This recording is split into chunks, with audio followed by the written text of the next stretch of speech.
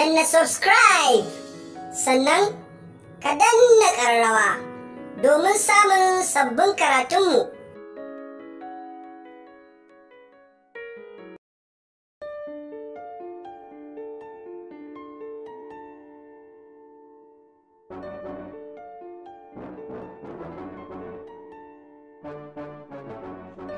Episode 10. Episode na 10.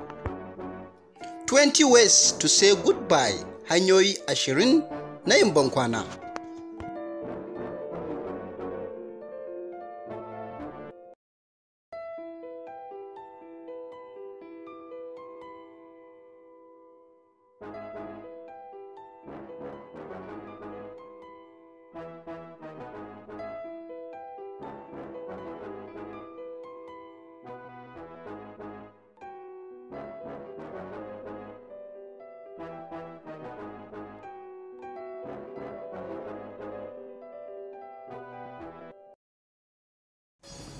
Assalamu alaikum wa rahmatullahi ta'ala wa barakatuh. To sunana Abdulrashid Muhammad Talamis, Director na Talamis Learning and Information Center, masu koyar da turanci da sauran ilimi na zamani. To bayan dogon lokaci da muka dauka na hutu yau sama da shekara ma, to yanzu insha Allah mun dawo kamar yadda muka ce kowace asabar da karfe 7 na dare insha Allah za mu saka sabon bidiyo. To yau wannan asabar din mun dawo da sabon darasinmu na 20 ways to say goodbye. 20 ways to say goodbye, wato hanyoyi 20 na yin bankwana. Hanyoyi 20 na yin bankwana a turanci. Kamar yadda asali zaka rabu da mutum a Hausance ana iya cewa misali sai an jima, sai da safe, ko sai mun haɗu da sauransu. To turanci muna da su da dama, inda za mu muka zakulo guda 20 da aka fi amfani da su a koda yaushe a bangaren turanci, ko ce a turanci. Number 1 na farko muna da bye. Number 1 bye ma'ana sai an jima haka kawai, sai an jima. Kuma muna amfani da shi wani lokacin a Hausa a ce kawai bye, yawa, ko a ce bye din nan duk ɗaya irin daga turanci aka are shi, yawa, bye, yawa. Number 2 goodbye shi ma yana nufin sai an jima, sai an jima. Number 3 muna da later shi ma a Hausa za mu yi fasara shi a matsayin kawai yawa, sai mun haɗu kawai, yawa, ko kuma sai an jima ɗin, yawa. Number 4 see you ma'ana sai na ganka ko sai na ganki, yawa, sai na ganka, mutum ta see you kawai, yawa, see you.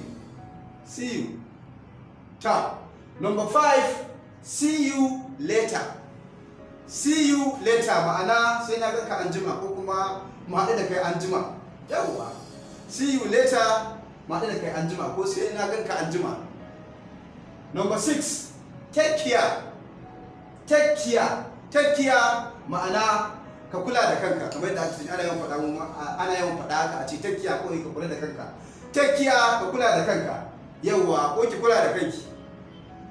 Number 8 na 8 number 7 na 7 I have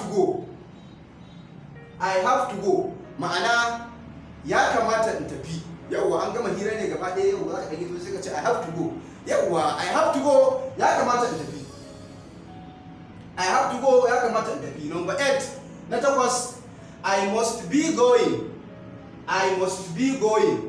be going ma'ana ya kamata lalle, yawa, must din da aka ce ya kamata lalle in tafi, yawa, ya kamata lalle in tafi, yawa. Ta. Number 9 na 9 I am up wannan takaitawa ce a kamar yadda aka sani contraction kenan. I da am ne aka takaita zama am up. Bature sai ce am up ma'ana na tashi, yawa, na gama, na tashi kawai, sai an ce na tashi kawai. I'm up ma'ana na tashi daga na gama abin da nake, na tashi, ba miki a tsaye ba nake nufi ba, na tashi gaba ɗaya, yawa, I'm up, na tashi. So number 10 na 10 sweet dreams ma'ana ne ma fatan samun bacci mai daɗi, ne ma fatan samun bacci mai daɗi shine sweet dreams. Sweet dreams. Sweet dreams wato ne ma fatan ko ne miki fatan samun bacci mai daɗi. Na 11, number 11. It was nice to meet you. It was nice to meet you. Ita ma ana amfani da wannan jumla, wannan sentence ana amfani da shi wajen misali yin bankwana, yawa musamman ga wanda me ka fara haduwa da shi a rayuwarka, wanda ka fara haduwa da shi a rayuwarka farkon haɗuwarku in za ka rabu da mutum kana iya cewa it was nice to meet you, wato na yi farin cikin haduwa da kai kenan, ko kana iya amfani da shi wajen me wajen yin bankwana. Number 12, na 12, it was nice seeing you.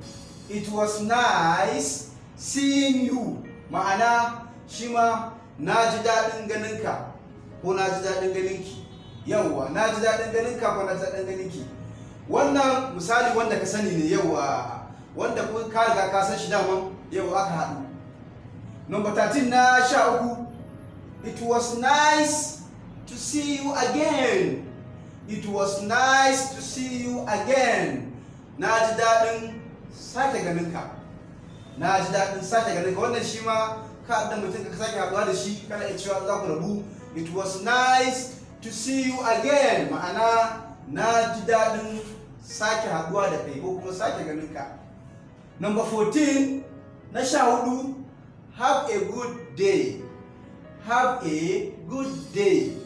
Have a good day. Wato ne ma fatan samun kyakkyawar rana. Yawwa, ranar ka ta kasance ba wata damuwa ba wata matsala. Yawwa, have a good day. Ne ma fatan samun kyakkyawar rana. Ka iya faɗa haka, ko kuma misali number 15 na 15 ana iya cewa have a good week. Have a good week, ma'ana ne maka ko ne miki fatan samun kyakkyawan sati. Yawwa, misali a irin farkon sati ne yazo, irin misali mu ɗauka Monday. Yawwa, to kawai ne maka in za ka rabu da mutum a irin Monday kana iya cewa have a good week. Ne ma fatan samun kyakkyawan sati gaba ɗaya, a ce sati da ba matsala gaba ɗaya. Number 16, have a good weekend. Have a good weekend. Have a good weekend. Wato ma'ana ne ma fatan samun kyakkyawan weekend, wato ma'ana ranar sati ko? Yawa, ranar sati, asabar da lahadi. Weekend a hutu da ake to. Dama irin asabar ne to, kana ka haɗa mutum ran asabar kana iya cewa in za ku rabu have a good weekend.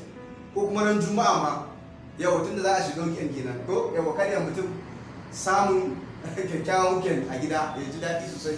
To, number 17 na 17, have a good one. Have a good one. Nan misali we refer to the weekend. Ranakun hutu, ranar sati din. Mai kwan lokacin ka ce weekend kana iya cewa kawai mutum yana iya cewa have a good one. Have a good one. Mai kwan ka ce have a weekend kana iya cewa have a good one. Ma'ana duk kana nufin cewa kana yi mutum fatan samun kyakkyawan ranakun sati, ranar sati hutu. Yawa na weekend, asabar da lahadi kenan ko? Tam. Number 18 na 18, talk to you later.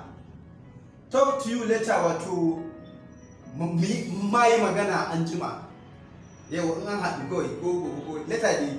Talk to you later, mai magana an jima. Shi ma ana amfani da shi wannan statement din ko ce wannan sentence din in za ka rabu da wani a turanci ka ce talk to you later. Yawwa, wato sai mun yi magana an jima. Sai mun yi magana an jima. Sai number 19 na 19, take it easy. Take it easy. Take it easy. Shi ma yawa ana iya misali dan uwanka da miji ne ko mace haka tsakanin su sai mutum ya dan daddafa dan kompotin mutum, wato dan kawo mutum baya haka irin yana dan wurin rashin sa haka ana amfani da shi. Mutum yana fushi za ku rabu kowa bata mai da ko wani abu ya faru da shi ka ce mai take it easy. Take it easy wato ya ba a sannu, ma'ana kenan ba a sannu yawa, kada ka wahala da kanka, kada ka sha wahala. Ko aiki ne haka za ku rabu da mutum yana aiki ka bashi yana aikin, kada ya ce mai take it easy. Yawa, ya dauka da sauki, kada ya je wahala sosai, ya wahala da kansa ko kuma ya sa kansa cikin rashin lafiya. Yawa, take it easy. sannu sannu dauki abin sannu sannu irin shi ma ana amfani da shi wajen rabuwa da mutum, ana cewa take it easy. Yawwa, musamman mutum yana cikin bakin ciki ko cikin wani hali, kana yi ce mai take it easy shikenan. Yawwa, number 20 na karshe, until dash dash dash, sai mutum ya sa lokacin da yake so. Until, misali until shine sai, ko a ce har sai kawai. Misali muka dauki tomorrow nan, until tomorrow sai da safe ko sai gobe kenan. Until tomorrow gobe ko until tomorrow sai gobe. Yawwa, mu rubuta tomorrow, misali mu dauki tomorrow nan mu rubuta ta tomorrow ko. Yawwa, tomorrow. Yawwa, until tomorrow ma'ana sai yaushe, sai gobe. Ko kuma ka iya cewa in ka san mutum sai sati mai zuwa da shi, kana iya cewa until next week. Until next week, sai sati mai zuwa. Until next week, sai sati mai zuwa. Ko kuma ma sai wata shekara za ka da mutum karan cewa kai baka dawo wannan garin ba sai ko shekara mai zuwa. To until next year. Yawwa, har sai wata shekara mai zuwa. To haka ne, dole hanyoyi da za ka yi bankwana da mutum, ka yi bankwana goodbye wanda ka haɗu da shi. Yawwa, amma duk wani hanyoyin an amfani da shi mai informal. Kada ka ce za ka gaya wani babban mutum formal. Kada ka ce za ka gaya wani babban mutum ko ka ce mai misali take it easy ko wani abu. In za ka yi goodbye a formal situation, wato na manyan mutane masu office wanda suka girme ka. Yawwa, kana yi amfani da kawai ka ce goodbye din, kawai goodbye sir. In ba ce ka ce goodbye ma. Yawwa, amma duk wa'annan sai dai ka amfani da shi ga sa'anka ko kuma wanda ka girma. Yawwa, wanda ka girma. Yawwa, sai ka yi amfani da wannan ko abokin wasanka. Informal kenan, informal situation. In an informal situation, yawwa, wani hanyoyin da ba a hukumance ba kana amfani da irin wa'annan, amma inda a hukumance ne kawai ka ce goodbye din shikenan ya wadatar. Amma saboda maganganunmu na informal kullum muna cikin surrounding to our family and friends.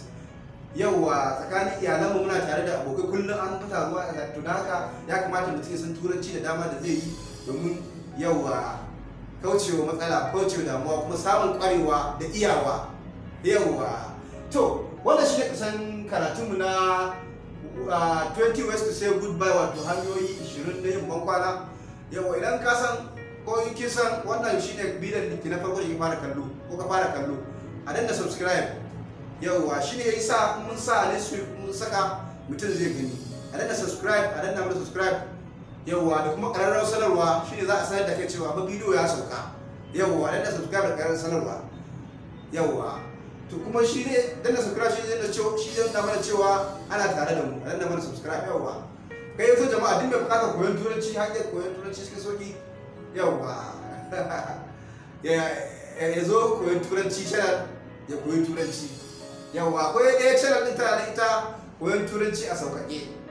Yawa, wannan ce, amma ita mun yi ta ne ga waɗanda matakin su bai kai na wannan ba, waɗanda suke su fara koyon turanci daga tushe. Yawwa, wannan na waɗanda suka iya ne, musamman waɗanda suke ji ba sa iya maiwa sosai, suna so su ƙara gogewa sai su tsaya a nan koyon turanci. Yawwa, ko kuma ka dinga haɗa mai wayo da haɗa biyu, kalli a koyon turanci a sauƙaƙe da zai kalli na koyon turanci. Yayi nan duka, ka san komai kenan. Yawwa, to wannan shine a ƙarshen karatunmu. Ne muku fatan alheri. Ni ne naku Abdulrashid Muhammad Talamis, darakta. To sai an jima, sai mun haɗa wani satin da sabon darasi. Na gode.